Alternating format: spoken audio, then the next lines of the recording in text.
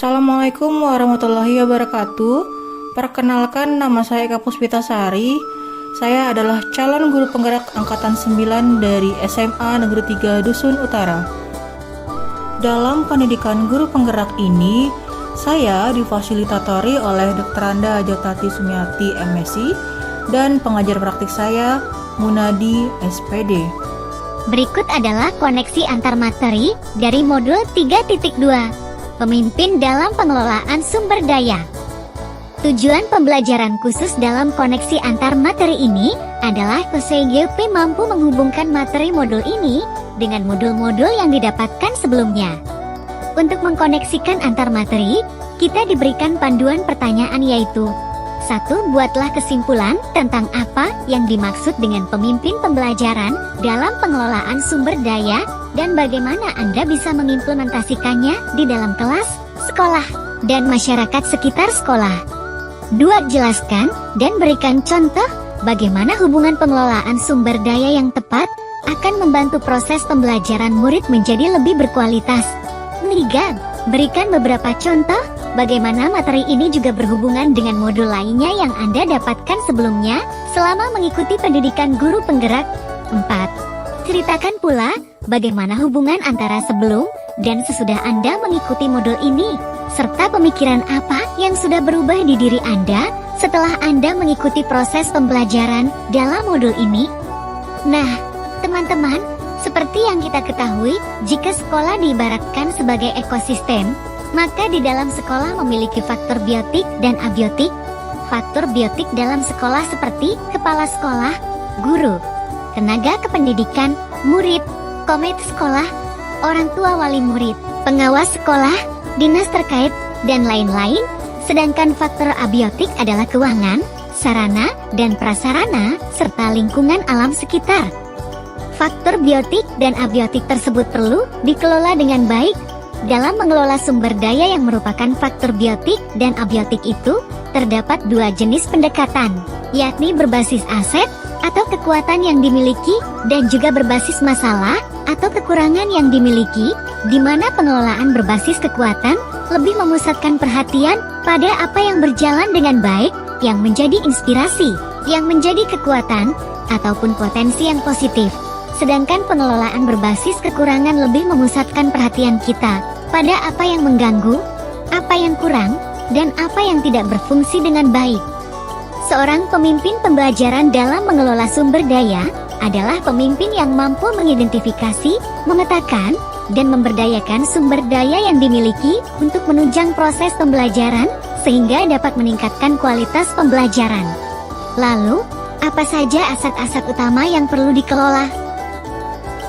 Ada 7 aset utama yang perlu dikelola, yaitu modal manusia, modal sosial, modal fisik, modal lingkungan alam, modal finansial, modal agama dan budaya, serta yang terakhir modal politik. Sekarang, bagaimana cara mengimplementasi pengelolaan sumber daya tersebut di kelas, sekolah, dan masyarakat? Cara mengimplementasikan pengelolaan sumber daya utama di kelas adalah 1. Memanfaatkan ruangan yang ada dengan menggunakan sarana yang ada. 2. Memfasilitasi murid dengan berbagai kreativitasnya. 3. Melakukan kolaborasi dengan guru lain untuk mengelola sumber daya. 4. Manfaatkan sumber finansial yang ada untuk keperluan kelas. Sedangkan cara implementasi di sekolah adalah dengan 1. Melakukan kolaborasi dengan seluruh warga sekolah. 2. Membentuk komunitas yang memiliki tujuan yang sama untuk mengembangkan sekolah. 3. Memanfaatkan sarana dan prasarana yang ada. 4. Memanfaatkan lingkungan sekolah. 5. Menggunakan sumber finansial untuk kebutuhan sekolah. Nah, jika di masyarakat, cara mengimplementasikannya adalah dengan 1. Membangun relasi dengan warga sekitar sekolah. 2. Bekerja sama dengan orang tua murid untuk membantu kegiatan sekolah. 3. Bekerja sama dengan pihak luar seperti kesehatan, kepolisian, dan lain-lain. Lalu, bagaimana hubungan pengelolaan sumber daya yang tepat akan membantu proses pembelajaran murid menjadi lebih berkualitas? Teman-teman, jika ketujuh modal utama aset yang dimiliki dapat dikelola dengan baik, maka tentu akan membantu proses pembelajaran murid yang lebih berkualitas. Adanya kolaborasi antar warga sekolah dalam mengelola sumber daya dapat memunculkan ide atau gagasan yang dapat meningkatkan kualitas pembelajaran, mengoptimalkan sumber daya yang dimiliki dengan mempertimbangkan kebutuhan dan keragaman murid, dapat memberikan ruang kebebasan bagi murid untuk berpikir kritis, kreatif, dan mandiri dalam mengembangkan minat, bakat, dan potensi yang dimilikinya. Sebagai contoh, kepada modal manusia, kepala sekolah, dan guru yang menjalankan nilai dan perannya sebagai pemimpin, serta memaksimalkan pengetahuan dan keterampilannya akan membuat pembelajaran menjadi berkualitas, sehingga terjadinya peningkatan pada prestasi belajar murid. Kemudian pada modal fisik, ketersediaan sarana dan prasarana, jika dipelihara dan dikelola dengan baik, maka akan menunjang kegiatan belajar mengajar, sehingga kualitas pembelajaran meningkat. Contoh selanjutnya, pada modal sosial, adanya hubungan relasi yang baik dengan dinas terkait ataupun lembaga lainnya, dapat membantu dalam meningkatkan kualitas pembelajaran.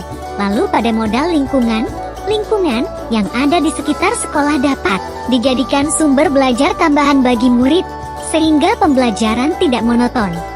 Berikutnya contoh dari modal politik, yaitu kebijakan kepala sekolah dapat meningkatkan pembelajaran yang berpihak pada murid.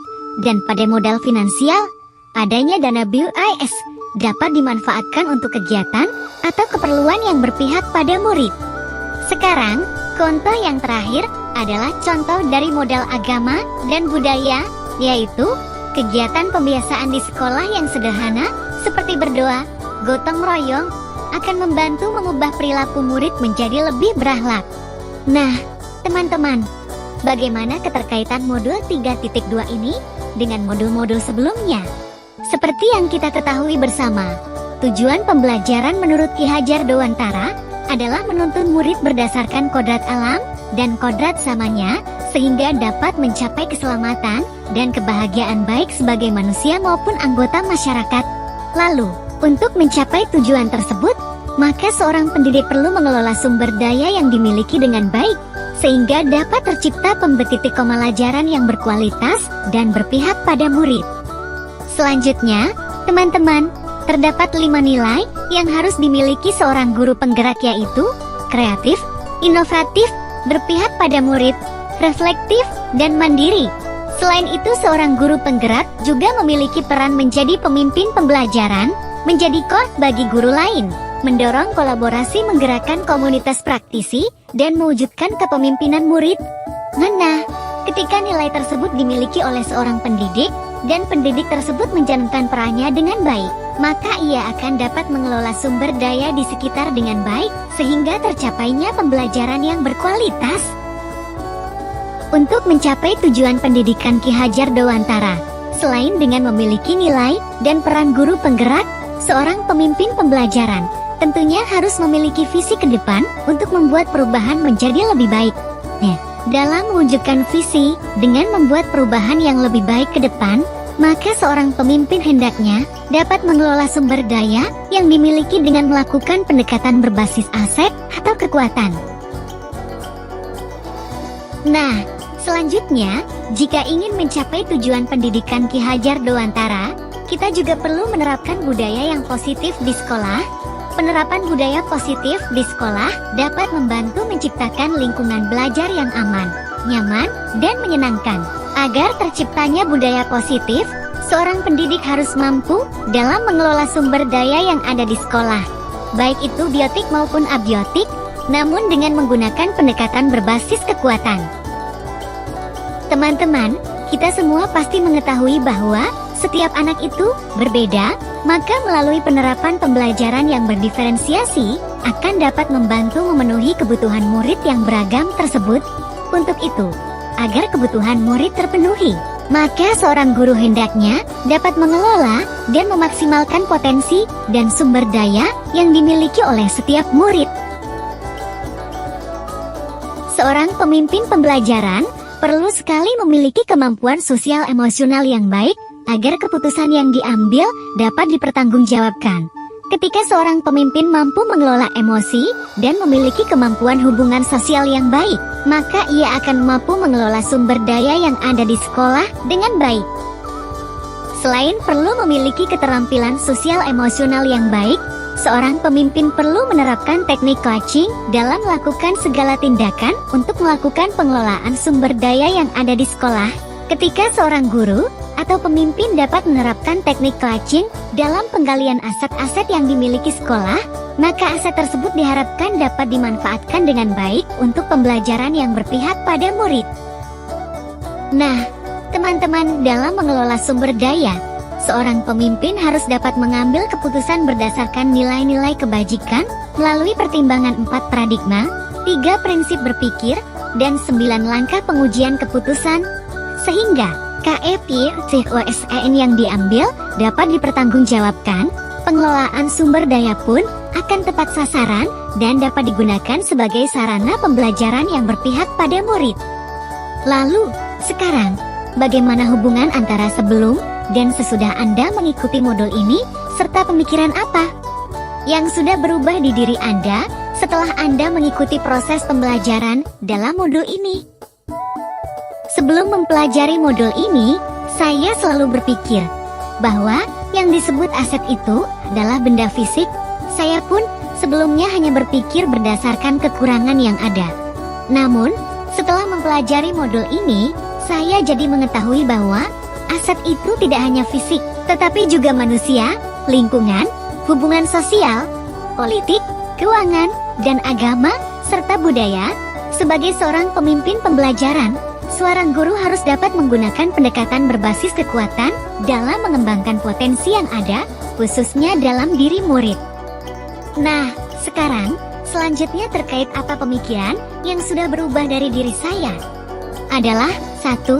Terdapat 7 aset utama dalam pengelolaan sumber daya di sekolah. 2. Guru sebagai aset harus memiliki kreativitas dan inovasi dalam mengelola sumber daya, sehingga dapat menciptakan pembelajaran yang berkualitas. 3. Murid yang heterogen dapat menjadi aset jika dibina dengan tepat. 4. Saya hendaknya dapat selalu gunakan cara berpikir berbasis kekuatan, bukan berbasis masalah dan kekurangan lagi. Cukup sekian yang bisa saya sampaikan. Terima kasih atas segala perhatiannya. Mohon maaf jika saya ada salah dan hilaf. Salam guru penggerak. Tergerak, bergerak, menggerakkan.